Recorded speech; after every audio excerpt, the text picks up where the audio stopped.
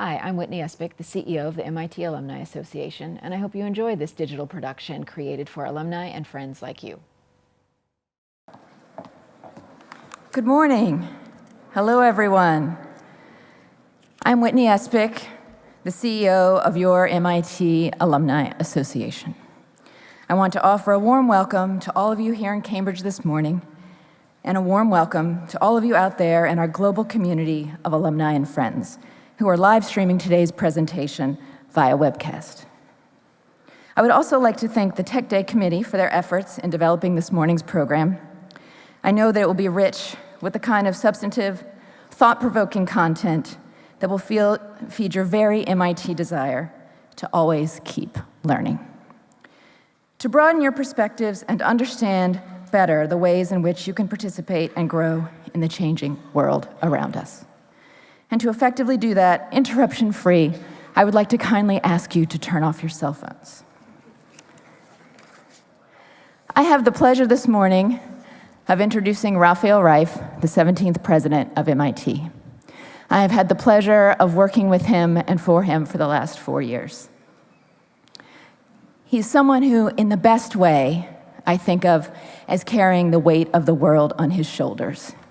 He is concerned every day that all of us in the MIT community are thinking about how we can direct our talents to make the world a better place for us all. He's an easy person to admire and to work with and for. Rafael Reif, as president, has focused on 3 areas: education, innovation, and research. He has advanced MIT's efforts in all of those areas. Today's panel will give us just one hint as to, or the latest example of what he has been able to do on the research front. In education, he's brought us edX and MITx. In innovation, he has brought us the engine, and he has brought us improvements in our maker spaces. He has touched all parts of the Institute through his leadership as president. In May 2016, President Reif announced the $5 billion MIT Campaign for a Better World, which has already raised more than $4.1 billion from alumni and friends. Thanks to so many of you here in this room for your support of that effort. I promised you a bit more information on his relentless support for advancing knowledge for that research piece of MIT. Most recently, to expand the frontier of human and machine intelligence and to accelerate the invention of artificial intelligent tools for every discipline, in February of 2018, President Reif announced the MIT Quest for Intelligence. That same month saw the start of the MIT Task Force on the Work of the Future. Today's speakers will tell us more about how this work holds promise for advances in human health and other realms that affect our daily lives. Following President Reif's remarks, we will be joined by Anantha Chandrakasan, Dean of MIT's School of Engineering and the Vannevar Bush Professor of Electrical Engineering and Computer Science, who will introduce our panelists. A note to everyone in here with smartphones, we will be taking live questions for the speakers. Details are in your program, and as just a side detail, Poll Everywhere, as it happens, is a company that is led by an MIT alum. But first, and most importantly, please join me in welcoming President Reif to the stage. Please welcome to the stage MIT President L. Rafael Reif. Thank you, Whitney, for that very nice and kind introduction. I also want to thank you, Whitney, for orchestrating this terrific weekend and for your outstanding first year of service for the Alumni Association and for all of MIT. Good morning. I'm just delighted to see so many of you here, and I'm delighted to be joining you this morning. The good news is that this morning is easy. I get to talk, but I don't have to shake 1,400 hands. So this is a very easy assignment. We have a terrific program of faculty speakers for you this morning, including one of our most prestigious Nobel laureates. So I will not take too long. But I do want to talk about some trends that we are seeing on campus and in the world, and some exciting new initiatives we have developed in response. And Whitney very quickly alluded to some of those. Let me start with a message that our current students are delivering very clearly through their academic choices. Computation seems to be everywhere. For example, this spring, 90% of MIT students were taking a class in computational thinking. And classes in artificial intelligence, AI, are the most popular on campus. Last year, 56% of MIT students took a computer science class. And about 40% of our undergraduates are majoring in a course with computing. The obvious ones are 6.2 EECS and 6.3 Computer Science and Engineering. But every year, it seems to bring new options for CS plus something. We have had CS plus math for a little while, 18C. Then came CS plus molecular biology. Then came CS plus economics and data science. Most recently, we have CS plus urban science and planning. And there is also talk these days about a future major in CS plus brain and cognitive science. And since we created a CS minor, it was available about 2 years ago, many other students are choosing that option to satisfy their computation appetite. So the demand from our students is tremendous. And this really just reflects that today's employers and their demands as well, across every industry and every sector, seeking individuals that have computer science, computation, AI know-how. The ability to handle computational thinking and to use the tools of machine learning seem to be the essential skills of today's generation. This student interest, although not entirely unexpected, has caught our attention. It is intense, it is pervasive, and it is growing. So responding to it as educators is important, but it will require some serious adjustments. And because this is MIT, I know that you expect us not only to respond, but also to lead. So I want to talk briefly about a connected effort on the research side in the domain of human and machine intelligence. I'll begin with some context. 60 years ago at MIT and elsewhere, big minds lit the fuse on a big question. What is intelligence? And how does it work? The result was an explosion of new fields: artificial intelligence, cognitive science, neuroscience, modern linguistics. They all took off at MIT. And they have produced remarkable offshoots, from computational neuroscience to neural nets to empathetic robots. Today, by tapping MIT's exceptional strength in these and related fields, and by capitalizing on what these disciplines can teach each other, we have the opportunity to pursue two compelling questions. How does human intelligence work in engineering terms? And how can we use that deep grasp of human intelligence to build wiser and more useful machines to the benefit of society? In the history of science and engineering, there are moments of opportunity, moments when the tools, the data, and the big questions are perfectly in sync. In the field of intelligence, I believe this is just such a moment. That's why this past semester, with superb leadership from our Dean of Engineering, Anantha Chandrakasan, and Provost Marty Schmidt, we launched what we're calling the MIT Quest for Intelligence. It consists of two parts. The first is the core. It will advance the science of human and machine intelligence, cross-pollinate ideas between the two, seed new collaborations, and engage underlying questions around ethics and societal impact. The second part is the bridge. It will provide custom-built AI tools for MIT researchers in any discipline who do not see themselves as AI experts to help accelerate their research.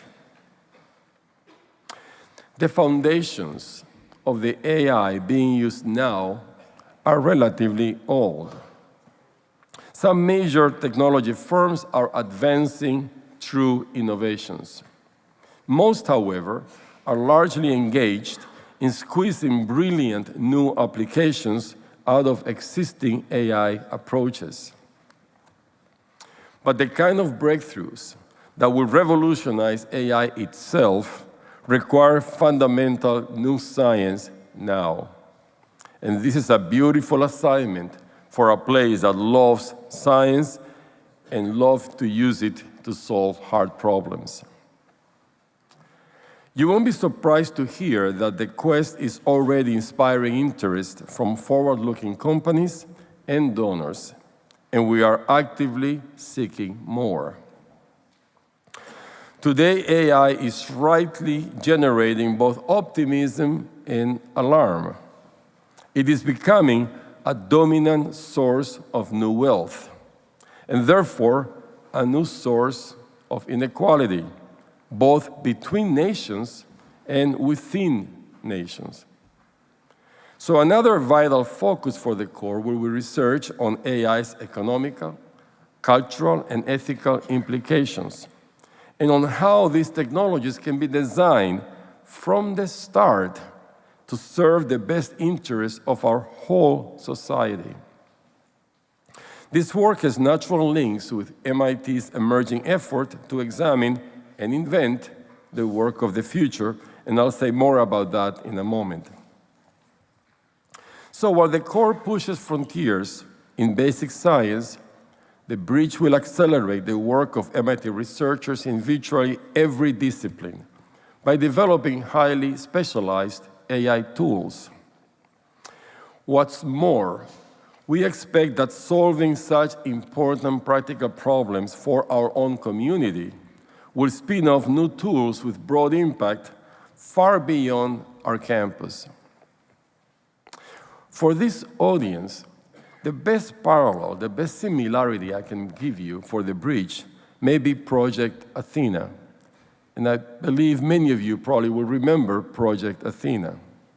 In 1983, MIT faced a tough new problem at the time: how to create a campus-wide distributed computing environment to serve the Institute's educational mission.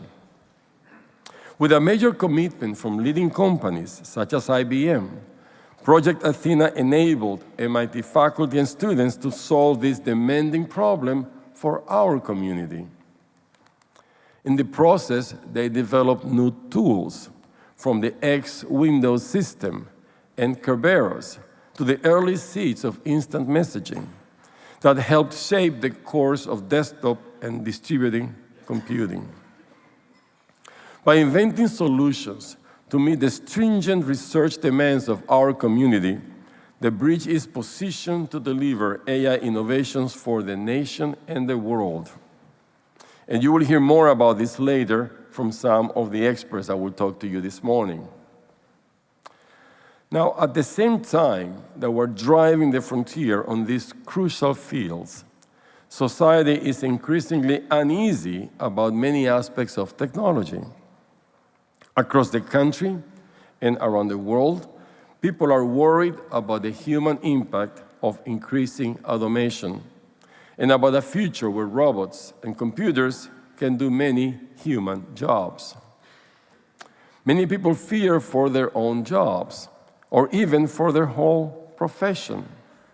And many are also concerned that in such a future, economic inequality will grow even worse. Every past Every past technology wave ultimately produced more jobs than it destroyed and delivered important gains, from higher living standards and life expectancy to productivity and economic growth. And this pattern may repeat itself. Yet many fear that this time the change may be so rapid and far-reaching, and its impact so uneven and disruptive, that it may threaten not only individual livelihoods, but the stability of society itself. Indeed, many MIT graduates and other CEOs have told me about a growing issue in their companies. They have to lay off people whose jobs have disappeared, while they have job openings they can't fill because they cannot find people with the right training and skills. This mismatch is bad for everyone. Fortunately, such painful outcomes are not inevitable, and the future is truly in our hands. Automation and artificial intelligence will transform our work, our lives, our society. Whether the outcome is inclusive or exclusive, fair or laissez-faire, is up to us. Reinventing the future of work certainly needs to be a whole-of-society effort. But I believe that those of us leading and benefiting from the technology revolution must help lead the way.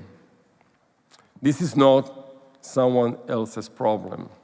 This is a call to action. Technologies embody the values of those who make them. It is up to those of us advancing new technologies to help make certain that they do not wind up damaging the society we intend them to serve. Getting this right is probably among the most important and inspiring challenges of our time. And it should be a priority for everyone who hopes to enjoy the benefits of a society that is healthy and stable because it offers opportunities for all. In that spirit, this spring we launched the MIT Task Force on the Work of the Future, again led by a brilliant faculty team. I hope you will notice the optimistic rephrasing. We are not calling it the future of work. We're not questioning that there'll be work in the future. We're calling it the work of the future. We'll have work in the future, it just will not look like today's. It expresses the problem-solving attitude we intend to bring to this vital research. MIT is already the go-to institution for research on understanding the true scope and nature of this great challenge for society. And we hope that by the fall of 2020, this task force will produce new research that will offer some compelling solutions and results. As you will surely see this morning, MIT's incredible faculty, truly incredible faculty, are working hard to make a better world. To help make sure that these bold innovators succeed, I believe that as an institution, MIT needs to innovate boldly too. And that's what inspires us to push forward at the institutional level in fields like computation and AI and the work of the future. But the success of this community also depends on something else. So I want to leave you with this thought. 2 years ago, as Whitney said, we launched the public phase of the MIT campaign for a better world. Since then, I've had the privilege of traveling across the country and around the world to connect with some of MIT's most devoted alumni and friends. As Whitney said, to date, the campaign has raised $4.1 billion towards our $5 billion goal. And we have reached that remarkable amount by inspiring contributions from 95,000 individuals and organizations. I expect that number may include many of you here, and I thank you. And I hope that it may eventually include all of you. Because we simply cannot do what you count on us to do without the bedrock support of the people who best understand MIT's potential to help make a better world. And that's you. Thank you, and I wish you a wonderful reunion weekend. Thank you.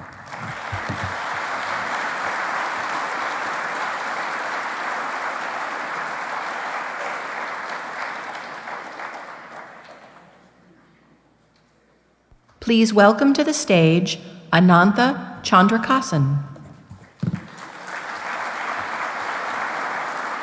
Thank you. Good morning, everyone. I'm Anantha Chandrakasan, Dean of Engineering. I would like to join my colleagues in welcoming you to Tech Day 2018.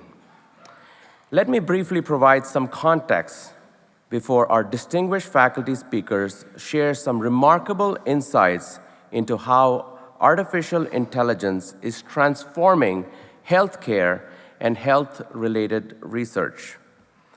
We have seen tremendous interest from our alumni related to innovations in healthcare, particularly in advances involving AI.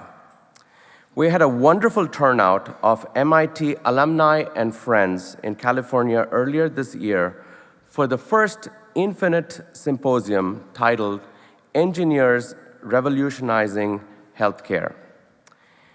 Just as she will today, Dina Katabi, the Andrew and Erna Viterbi Professor of Electrical Engineering and Computer Science, spoke of health-aware homes of the future.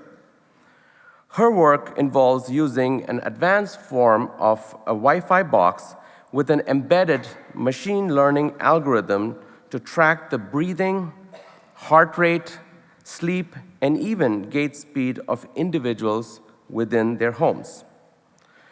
Along with other MIT faculty speakers, Dina spoke eloquently about positive outcomes in healthcare due to AI and digital technologies. One alumni attendee said, "The professors are passionate about their work. The research is very exciting and relevant. I'm certain you will find the same is true of the presentations and dialogue you will hear today." As President Reif just explained, last fall, he charged some of us with creating a new campus-wide initiative focusing on the foundations and applications of human and machine intelligence. And in response, in March 2018, we launched the MIT Quest for Intelligence. The MIT Quest for Intelligence will drive discovery and the development of technological tools that can positively influence virtually every aspect of society, including healthcare. As a part of the quest, Regina Barzilai, the Delta Electronics Professor of Electrical Engineering and Computer Science, is addressing fundamental problems in today's cancer care that machine learning can solve. For instance, Regina's active collaboration with MGH has led to breakthrough accuracy in early detection of breast cancer from mammogram data. As you may imagine, the potential to use AI tools to make algorithms that produce more life-friendly outcomes in healthcare is immense. The Quest is also inspiring inter-school collaborations.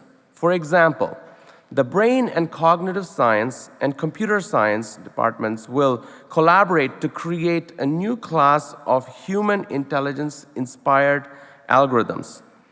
MIT's Josh Tenenbaum, a professor of cognitive science and computation, and his colleagues are doing pioneering work on building machines that grow into intelligence like a child does.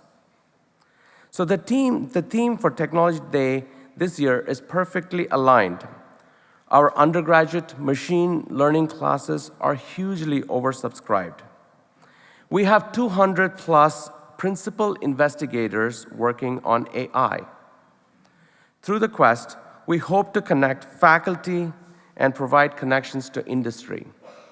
This includes our cornerstone collaboration with IBM, which features the application of AI to health as a central theme.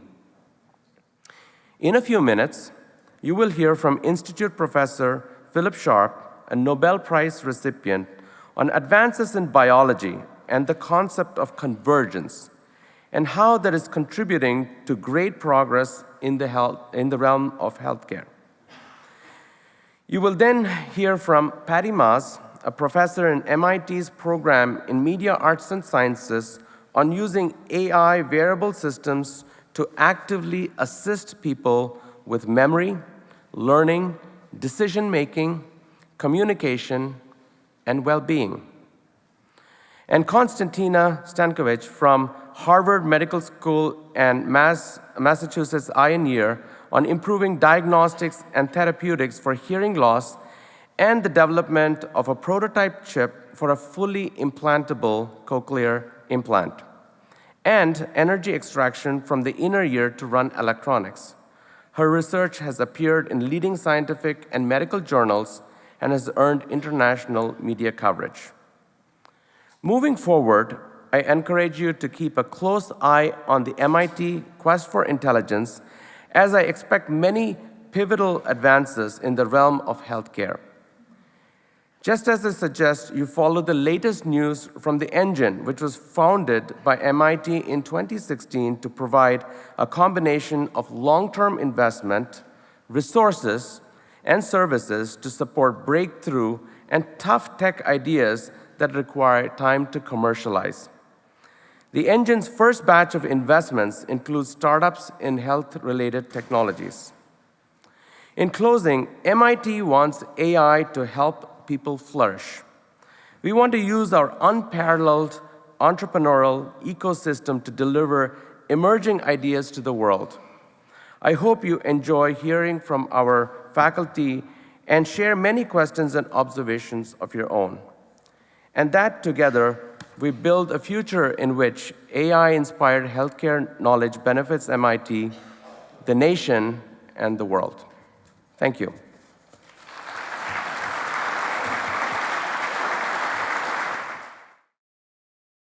Thanks for joining us. And for more information on how to connect with the MIT Alumni Association, please visit our website.